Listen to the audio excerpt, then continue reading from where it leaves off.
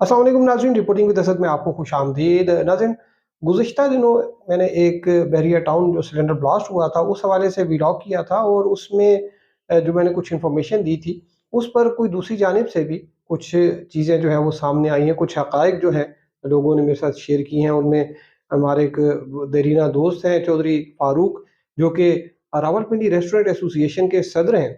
उन्होंने एक वीडियो भी भिजवाई, और इसके साथ-साथ जो बहरिया टाउन के जो मलिक रियाज़ हैं, उनके जो स्टाफ ऑफ़िसर हैं कर्नल खलील, उन्होंने भी फ़ोन किया, और उन्होंने फ़ोन पे जो है वो कहा कि मुझे वन साइडेड स्टोरी नहीं करनी चाहिए थी, कुछ दूसरी जानिब से भी जो है मौक़िफ़ उनका लेना चाहिए था।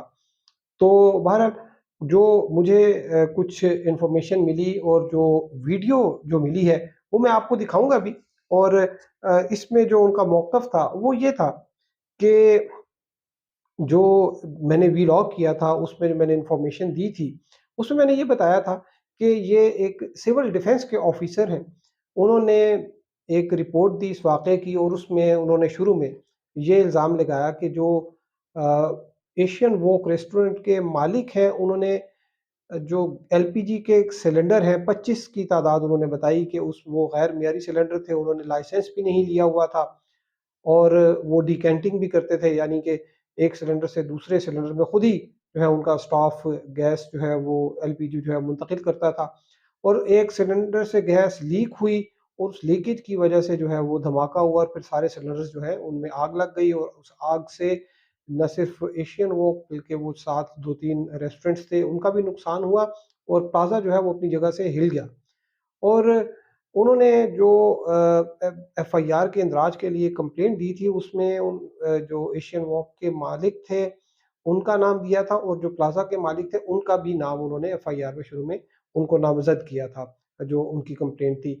बाद अज़ां एक मज़ीद उन्होंने जो सिविल डिफेंस के ऑफिसर थे उन्होंने मज़ीद एक लेटर तक लिखा, और बल्कि कंप्लेंट लिखी, और वो रबात थाने को दी, और उसमें उन्होंने कहा कि ये एक कमेटी कायम हुई, और उस कमेटी ने जो है जिसमें एडिशनल कमिश्नर रावलपिंडी थे, एग्जीक्यूटिव इंजीनियर थे, और साथ में वही सिविल डिफेंस ऑफिसर थे तालिब हुसैन। और उस कमेटी ने ये कंक्लूड किया कि ये धमाका जो है ये गैस के लीकेज की वजह से नहीं हुआ, बल्कि ये एक हिफाजती दीवार है जो कि गिरी है, और उस हिफाजती दीवार की वजह से ये यहाँ पर सिलेंडर जो है उनको नुकसान पहुँचा, और उनमें आग भड़क उठी। ये जो उन्होंने मुझे वीडियो भिजवाई थी, ये आपको मैं ये वाज़िह कर दूँ कि जो मैंने पहले भी व्लॉग किया था उसमें मेरी कोई पर्सनल ओपिनियन नहीं थी, जो डॉक्यूमेंट्स थे, एविडेंस था, उसकी बेस पे की गई थी। और अभी भी जो आपको मैं दिखा रहा हूँ ये वीडियो है जो मुझे भिजवाई गई है, जो हमारे दोस्त चौधरी फारूक हैं उन्होंने हमारे भेजी थी। या वीडियो देखिए, उसके बाद मैं आपको फिर इस पे कंक्लूड करूँगा। रूफ टॉप है सर।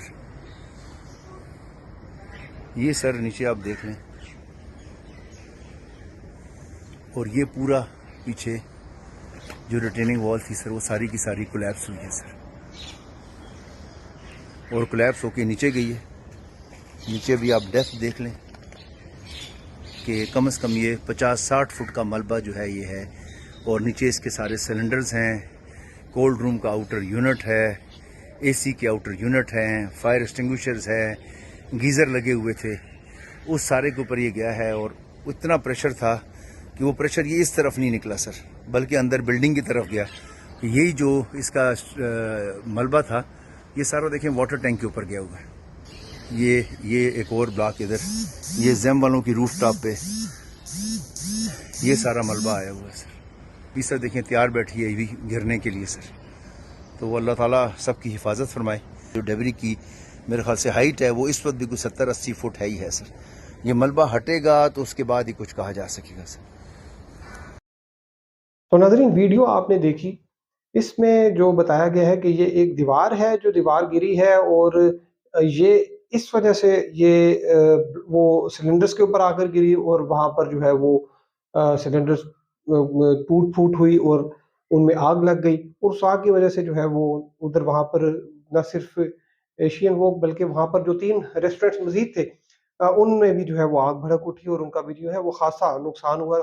इसके साथ-साथ जो है वो 2 जो है वो अफ़राद वो जाँ बहक भी हुए, 5 अफ़राद जो हैं वो शदीद ज़ख्मी अभी भी हॉस्पिटल्स में हैं।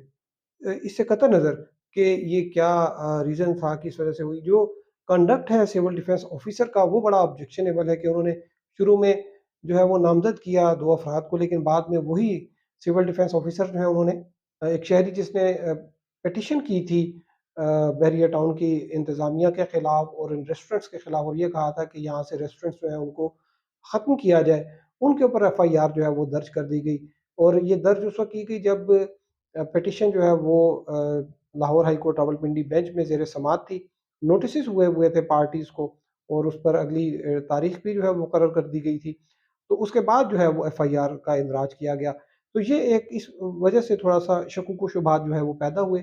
بہرحال یہ جو ڈیولپمنٹ ہے کہ دیوار جو ہے وہ پہلے گری ہے یا دھماکہ پہلے ہوا ہے، اس کا تعین بھی کیا جا سکتا ہے. وہاں پر مختلف گھروں میں سیکیورٹی کیمراز بھی ہوں گے، سی سی ٹی وی فوٹیج مختلف جگہوں پہ لگے ہوتے ہیں وہاں پہ، اس سے پتہ چل سکتا ہے کہ یہ کیسے ہوا. لیکن جو دیوار بھی نظر آ رہی ہے تو اس سے ایک چیز لگتی ہے کہ یہ ایک جو ہے وہ اس کو پراپر جو ہے وہ فل نہیں کیا گیا. اور یہ دوسرا جو ایف آئی آر میں لکھا گیا کہ اس کے گھر کی دیوار تھی، تو گھر کی دیوار بھی نہیں ہے، یہ تو ایک حفاظتی دیوار لگ رہی ہے، کیونکہ وہ اونچی جگہ تھی جہاں پہ گھر تھے، تو انہوں نے اپنی حفاظت کے لیے کوئی دیوار وغیرہ وہ بنائی تھی.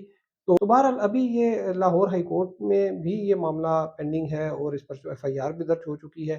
تو اس پہ انویسٹیگیشن میں جو ہے اگر فیئر انویسٹیگیشن ہوئی تو ضرور اس پہ کوئی ٹھوس چیز جو ہے وہ سامنے آئے گی. آپ کو اس حوالے سے اپڈیٹ کریں گے. اب تک کے لیے اتنا ہی. ہمارے ساتھ رہنے کا شکریہ. اللہ حافظ.